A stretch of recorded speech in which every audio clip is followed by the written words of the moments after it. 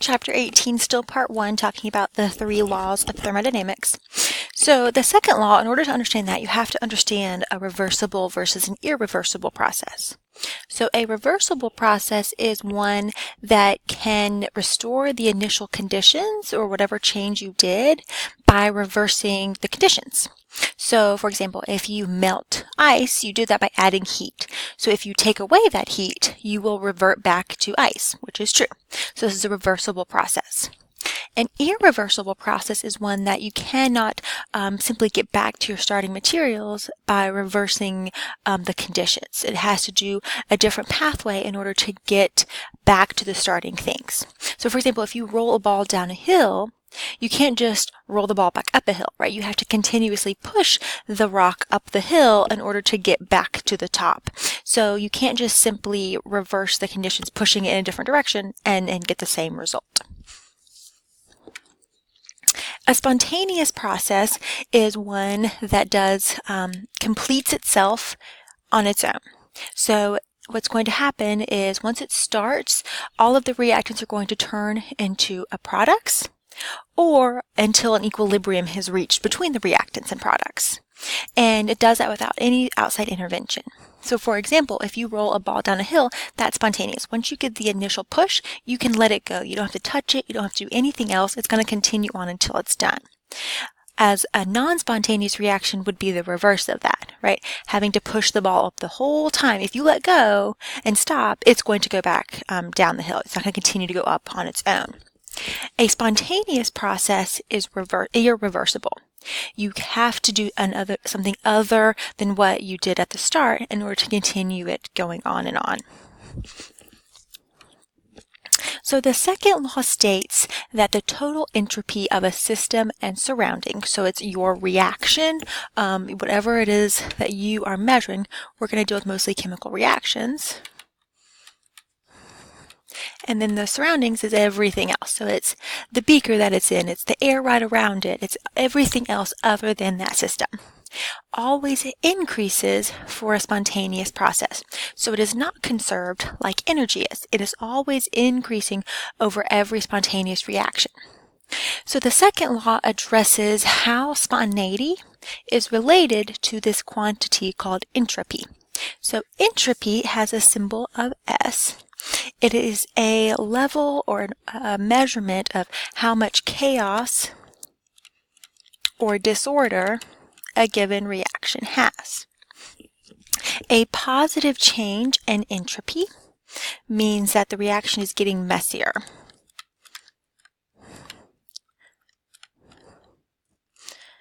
A negative change means that that reaction is forcing the system to get more organized. So this is system getting messier.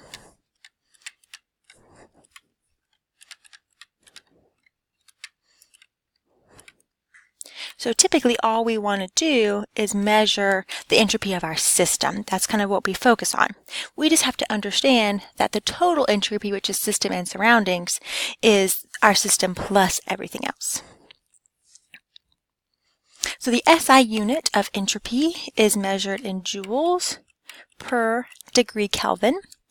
Keep in mind that enthalpy is typically measured, for whatever reason, in kilojoules. So eventually we'll have formulas where we have to have both entropy and enthalpy, and we want to make sure they're both in the same unit, either both in joules or both in kilojoules. So a process in which the disorder increases, meaning the change in enthalpy is positive. Those are ones that tend to occur spontaneously in nature. So for example, at room temperature, ice melts, right? That's a spontaneous reaction. So if we put it out, it's going to melt on its own. This is also increasing in entropy. Ice has molecules very rigid and structured, whereas when they turn into a liquid, they have much more freedom of movement. It's getting messier in the order of all these molecules, so it's increasing in its entropy. When you dissolve a salt, dissolving is spontaneous. You don't have to do anything to make the salt dissolve. You are breaking one thing down into many, many, many little pieces. So it's going from one organized, structured thing into many, many pieces. So it's getting more chaotic, more unorganized, and the entropy is increasing. So the second law of thermodynamics says that the entropy for a whole system and surroundings, which is called the entropy of the universe, is always increasing for a spontaneous process. So it's not conserved like it is for energy. So every spontaneous reaction contributes to an increase in the entropy of the universe. So the universe as a whole is tending to get more and more and more disordered, to have a more and more and more positive change in enthalpy. So every spontaneous reaction creates more chaos overall in our total amount of enthalpy for the universe, entropy for the universe. So even if the system itself is decreasing, if the reaction is spontaneous, then that means that the entropy of the surroundings has to be increasing in a way that overall the whole process is still increasing. So if we look at this oxidation reaction, we have 7 total molecules, 4 irons and 3 oxygens. Some are solid, some are gas, changing into 2 solid molecules. Right? This overall has a decrease in entropy because we're becoming more organized or less messy. Right? 7 things down to 2 things, gases turning into solids. So even though that part is negative, but this reaction as a whole is also exothermic. So it's releasing all this heat into the surroundings. And all of that heat also has other things that produce entropy in the surroundings. We have more motion of the molecules, so they are getting messier and messier and messier around it. So all of the surroundings is a positive number. So overall, if you add the negative from the system and the positive from the surroundings, the entropy of the universe is still positive, which is what it has to be for any spontaneous reaction. You can usually figure out if it's going to be plus or minus the sign of the entropy by looking at the type of reaction you have. If you have one molecule broken down into 2 or more smaller, that's going to have a positive entropy.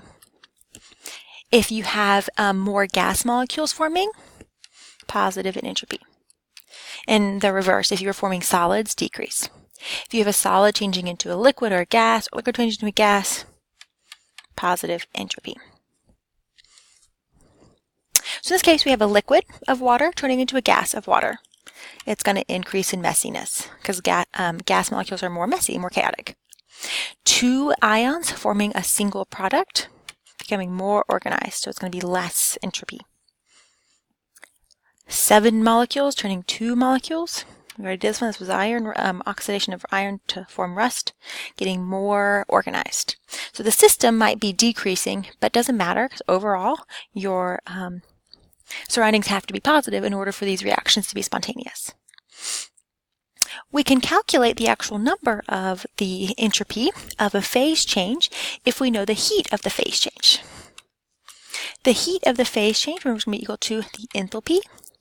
And we have lots of different ones that have already been calculated if you need to know a given enthalpy.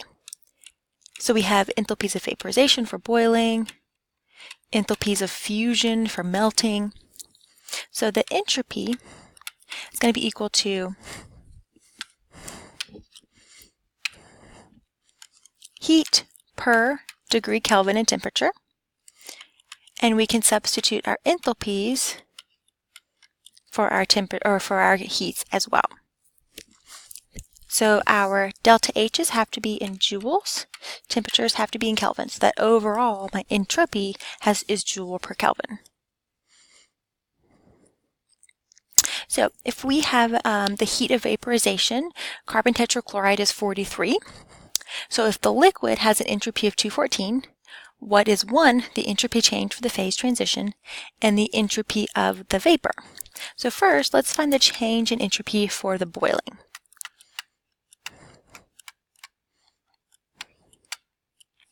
So we know the entropy is going to be 43,000. I changed it into joules. The temperature is 25 degrees Celsius, which is 298 Kelvin.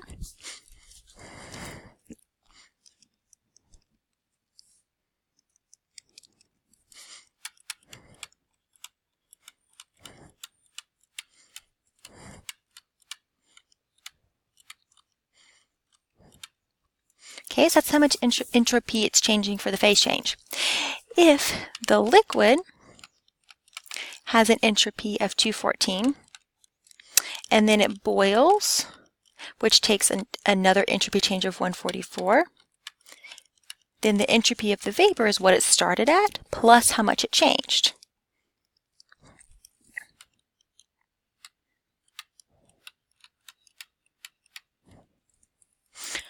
So now the entropy of the gas is 358, which makes sense because we expect it to go higher because we are going from a liquid to a gas. All right, the third law states that a substance that is perfectly crystalline at 0 degrees Kelvin has an entropy of 0. So this just allows us to have something that has been assigned a change or an S of 0. This is a non-existent substance that doesn't actually exist because we haven't actually reached 0 degrees Kelvin for a perfectly crystalline substance. But that's just what we kind of set our standard to be, and we compare everything's entropy to how much different it is from that. When we raise the temperature up, then our substance gains entropy, it becomes more disordered, and we can measure the entropy of any substance by figuring out how much heat it had to absorb as the temperature increased, got hotter and hotter and hotter. So what this means is we can calculate, or we can tabulate, entropies of every substance, and these are called standard entropies, and we can do that for any given substance. Now what we can do is find the entropy change for a reaction by also using the summation law. So the previous formula was only useful for a phase change, but let's say we have a reaction that's not a phase change. We can use this summation law to figure out the entropy for it. It's the same basic idea. You would multiply the entropies of your products times their coefficients, and then the reactants times their coefficients, and you do the product total minus the reactant total. So, for example, the change in entropy for urea. Okay, so our entropy values. So I went and looked up the values of all of the things except for urea, which was given to me in the question. So you could look those up or they'd be given to you in the problem. So before we use the summation law, let's predict what the sign of it's going to be based on the reaction as a whole.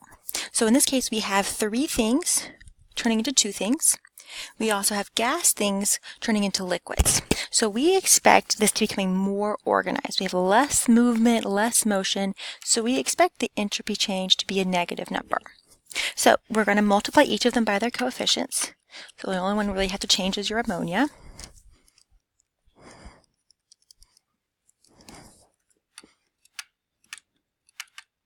We want to sum the ones for the reactants and the products.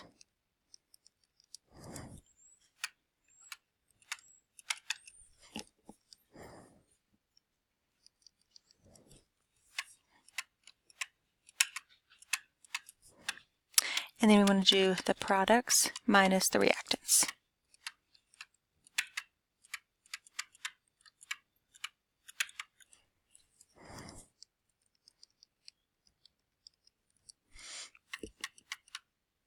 So we did confirm that our entropy is negative, which was what we suspected based on the type of reaction, what we have, how many molecules, and in what state they're in. So we can use this summation law for any reaction, regardless of what it is. You can use the other one if your reaction is just a phase change reaction, and you know the enthalpy of that phase change. But this one is sort of universal. You can use it for any reaction. As long as you know those standard enthalpy values, you can look them up on a chart.